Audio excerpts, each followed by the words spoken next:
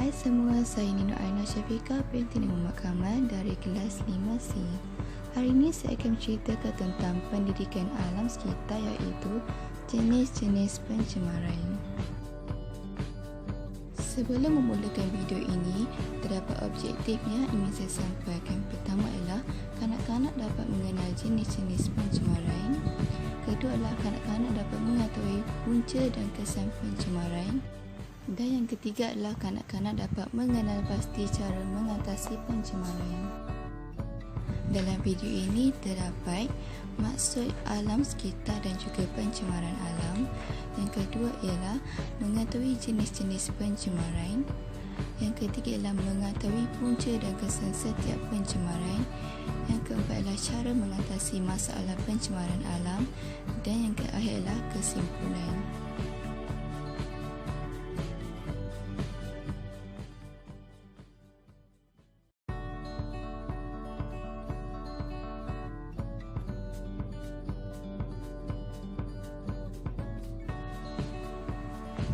Definisi alam sekitar.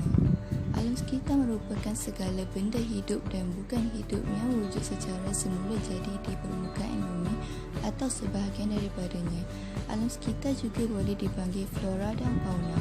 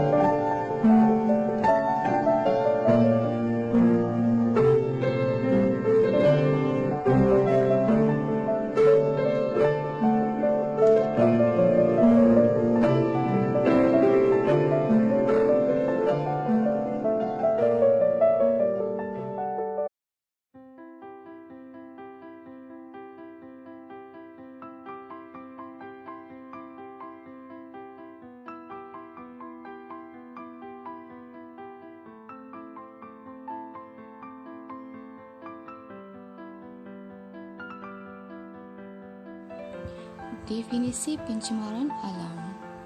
Pencemaran adalah suatu perbuatan yang mencemarkan serta mengotorkan alam sekitar dengan pembuangan sampah di merata-rata. Terdapat 4 jenis-jenis pencemaran: pencemaran udara, pencemaran air, pencemaran tanah dan juga pencemaran bumi. Sekarang mari kita kenal apa itu pencemaran udara.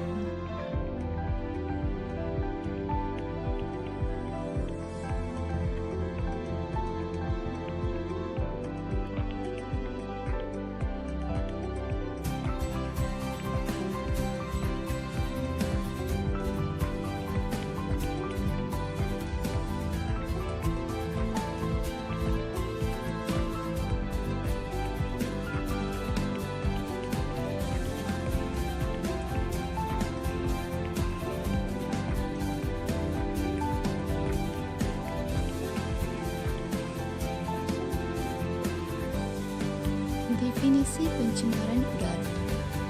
Pencemaran udara adalah satu keadaan yang melibatkan bahan kimia, jirim dan zarah yang terkandung dalam udara sehingga berlaku perubahan dan ketidakselesaan pada manusia.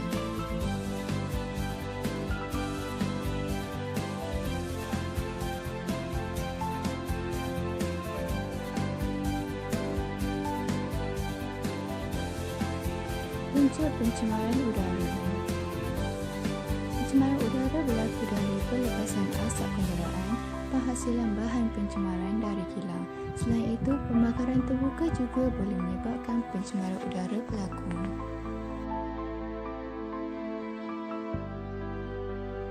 Kesan pencemaran udara. Kesan terhadap manusia. Kesihatan manusia itu sistem pernafasan. Gas seperti karbon monoksida akan meracuni sistem pengangkutan oksigen dalam darah, akan menyebabkan manusia menjadi mengantuk, lelah serta akan mengurangkan fungsi paru-paru. Manakala habuk, asap, debu dan wap juga akan menjejaskan penglihatan manusia.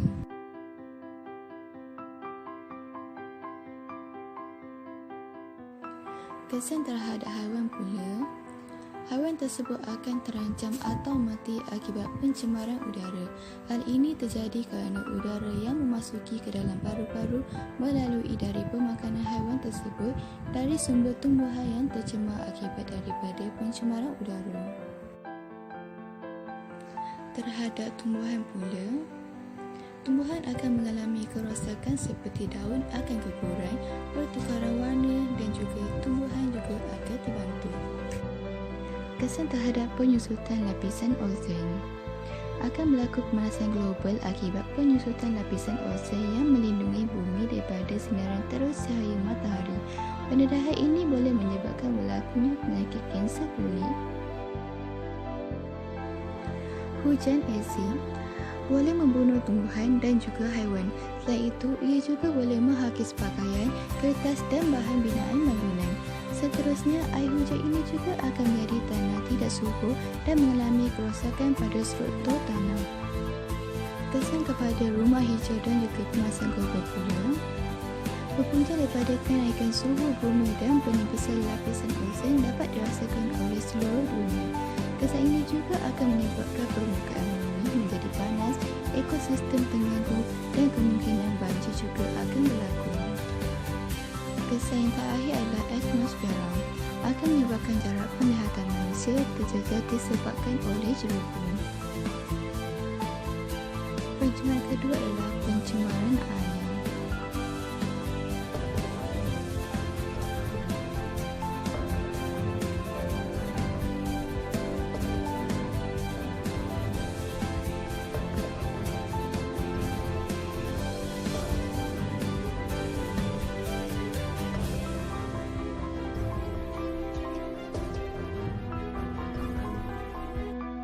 Definisi pencemaran air.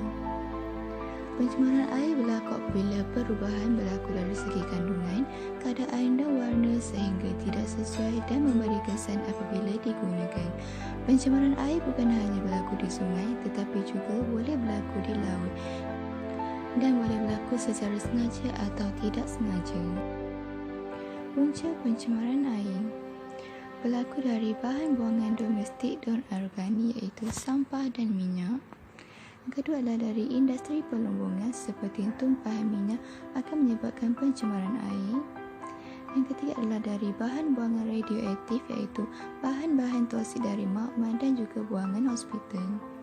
Yang keempat adalah dari sisa buangan dari kilang, iaitu cahaya kimia yang disalurkan ke dalam sungai yang tidak dirawat dan mengandungi bahan toksik yang boleh mencemarkan sungai. Dan terakhir adalah kegiatan pertanian yang menggunakan racun perosak untuk menanam sayur-sayuran. Kesan pencemaran air. Kesan terhadap manusia.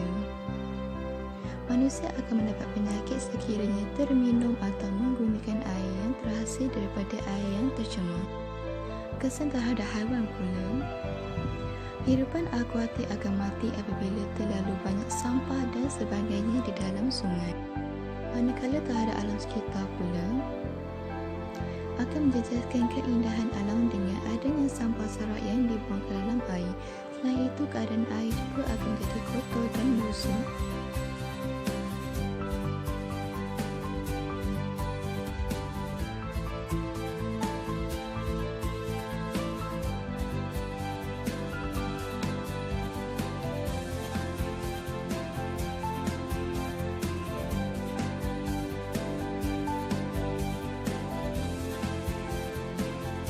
Pencemaran ketiga adalah pencemaran tanah.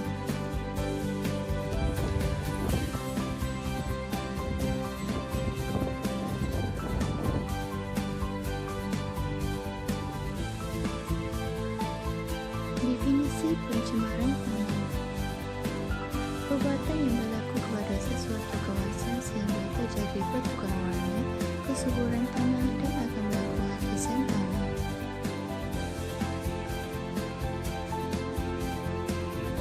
Punca pencemaran tanah. Berlaku pembuangan sampah serak dan kumbahan tidak terkawal. Yang kedua, dari pembuangan sisa toksik dan nuklear. Dan punca yang terakhir adalah dari penebangan hutan. Kesan pencemaran tanah.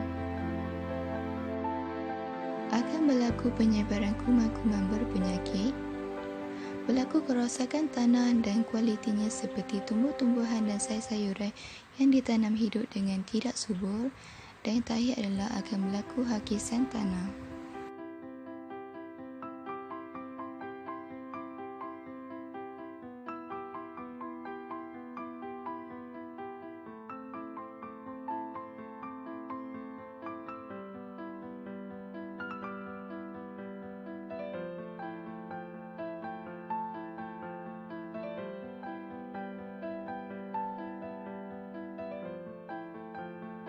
Pencemaran terakhir adalah pencemaran bunyi.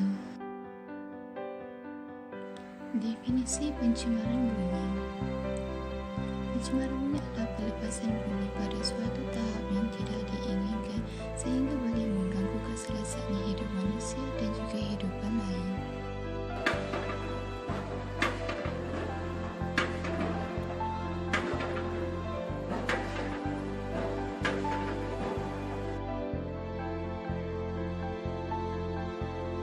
Punca pencemaran bumi. Pertama dari pembangunan industri yang menggunakan bahan fosil dari kilang seperti mesin kilang dan juga cempaka. Kedua adalah dari kawasan penempatan. Yang ketiga adalah dari kenderaan di jalan raya yang menggunakan bunyi. Dan yang terakhir adalah aktiviti manusia yang memasang radio dan televisyen dengan volume yang kuat. Kesan pencemaran bumi. Kesan terhadap manusia. Manusia akan mengalami masalah pendengaran apabila organ telinganya mempunyai kesan daripada bunyi yang kuat. Manusia juga akan merasa cepat letih sekiranya berhadapan dengan masalah pencemaran bumi yang agak lama.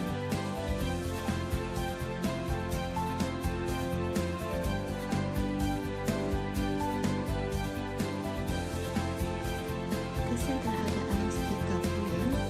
Bunyi bisa akan memberi kesan buruk kepada haiwan. Ia menyebabkan tekanan serta meningkatkan risiko kematian. Ledahan lampu akuatik boleh mendorong kepada kehilangan pendengaran sementara atau kekal.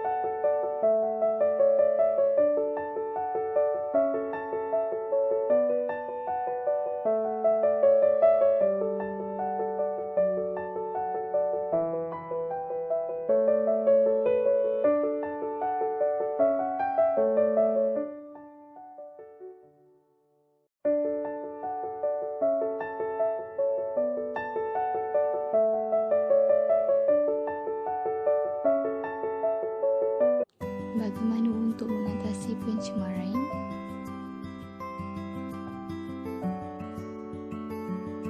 Yang pertama adalah dengan mengadakan kempen rumah hijau.